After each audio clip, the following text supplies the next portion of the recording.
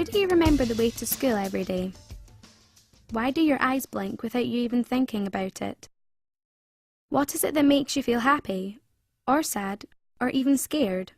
Your brain is in charge of these things, and a lot more. In fact, your brain runs your body, and it controls just about everything you do, even when you're sleeping. And when it comes to learning, your brain is the most important part of your body because it is where all of your thinking and remembering and feeling takes place. Here are some things that we know about the brain. The average human brain weighs about 3 pounds and looks like a big grey wrinkly sponge. A dog's brain is 19 times smaller than a human adult brain, while an elephant's brain is 4 to 5 times bigger than ours. While you're awake, your brain generates up to 25 watts of power, enough to illuminate a light bulb. The biggest part of your brain is a cerebrum, and it has 2 halves, one on either side of your head. Scientists know that the left side of your brain controls the right side of your body, and the right side of your brain controls the left side of your body. When you're thinking, you're using your cerebrum. You need it to solve maths problems, to speak, to draw pictures, to kick a football, to imagine things. Just about anything you do, in fact. Your memory lives in the cerebrum, both short-term memory, like what you ate for dinner last night, and long-term memory, how you felt on your first morning at school. The cerebrum also helps you to reason, like when you work out that you should do your homework now because there's a film you want to watch on TV later. So, the brain is boss, but it can't do it alone. It depends upon lots of microscopic cells called neurons, over 100 billion of them in fact, that let messages flow backwards and forwards between the brain and body. Each neuron has tiny branches that let it connect to other neurons. When you're learning things, electrical messages travel from one neuron to another, over and over. Eventually, the brain starts to create connections or pathways between the neurons, so things become easier and you can do them better and better. Think back to the first time you rode a bike.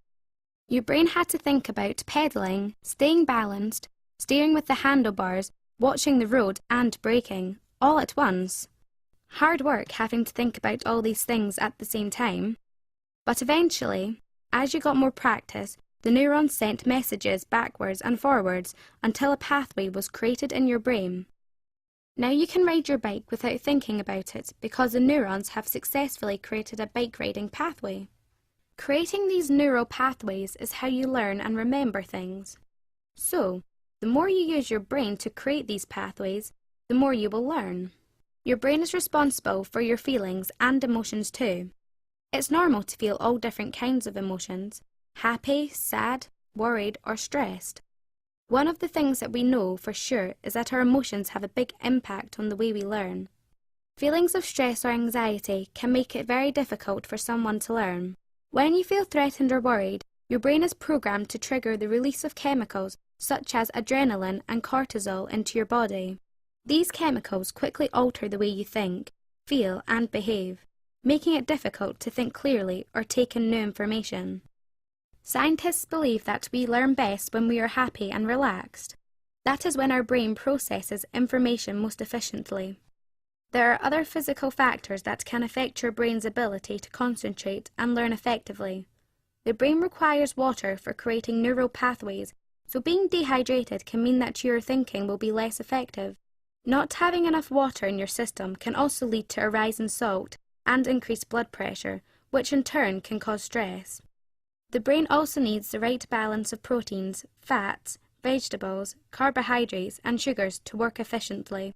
So, maintaining a balanced and healthy diet is important for effective learning. If you have a diet that is too high in sugar and food additives, you will probably find it difficult to concentrate well, and it might even affect the way you behave.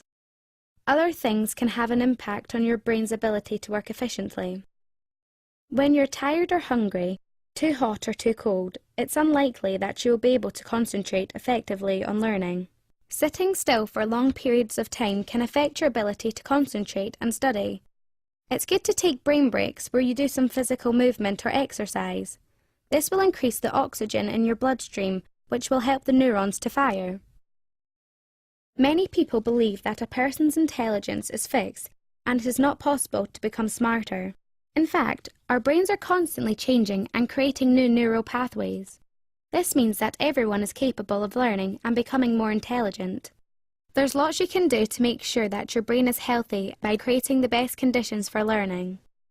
Firstly, the more you use your brain, the more efficient it will become. Challenge yourself in your learning, be ambitious, set targets for yourself, and make sure that you have an imaginative and an inquiring mind.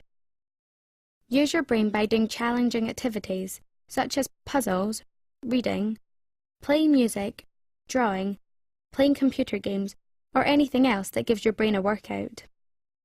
Make sure that you eat enough healthy foods that will give your brain the minerals it needs to function well. Drink plenty of water to make sure that you stay properly hydrated. Take regular exercise to increase the level of oxygen in your blood. Make sure that you get enough rest and sleep. Break your study sessions into chunks to aid concentration and take regular brain breaks to help maintain focus. Stimulate your brain in different ways. A combination of audio, visual, and kinesthetic learning is often the best way to take in new information and learn new skills. Remember that your emotions play a big role in how well you learn. It's best to avoid studying or trying to learn new things when you're stressed or upset. Why not check out the other sections on memory and emotions?